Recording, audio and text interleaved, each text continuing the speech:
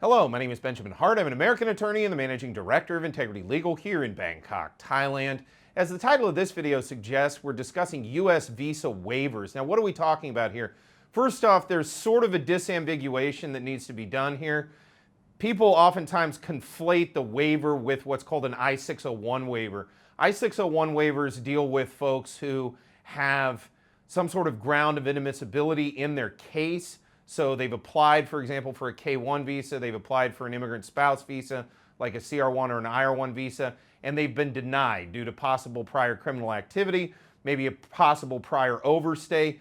There is a remedy if you've been denied under certain circumstances for a U.S. visa, and that's called a waiver. Specifically, it's an I-601 waiver. That said, that's not what we're talking about in this video. We're not talking about I-601 waivers.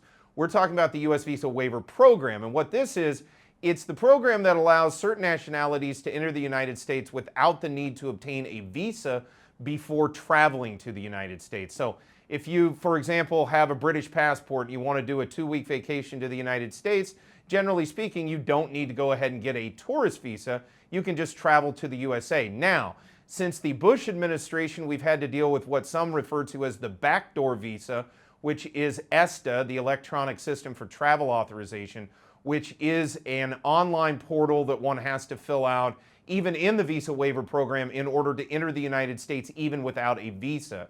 So in a way, it's kind of like a pre-vetting process, not unlike what we called certificates of entry here in Thailand during COVID. It's very similar to that system, in my opinion, the ESTA system. And as we've discussed in other videos, Europe now is going to bring online a system very similar to ESTA for the European Union, which should be coming online, my understanding, sometime between now and 2025. But long story short, the question raised is, should Thailand be included in the visa waiver program?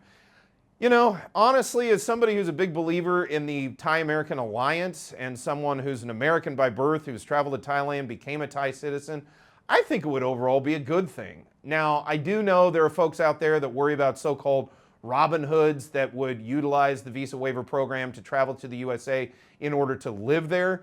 I certainly understand the concern there, but long story short, it's not been my experience that that's a very frequent thing that occurs within the Thai community, especially the Thai community that would be looking to travel to the United States. Now, that said, changing bureaucratic protocols can be something of a daunting task. So I'm not overly optimistic that we will see major changes with respect to Thailand being part of the visa waiver program, but I am hopeful, and we will certainly keep you updated on this channel as that situation evolves.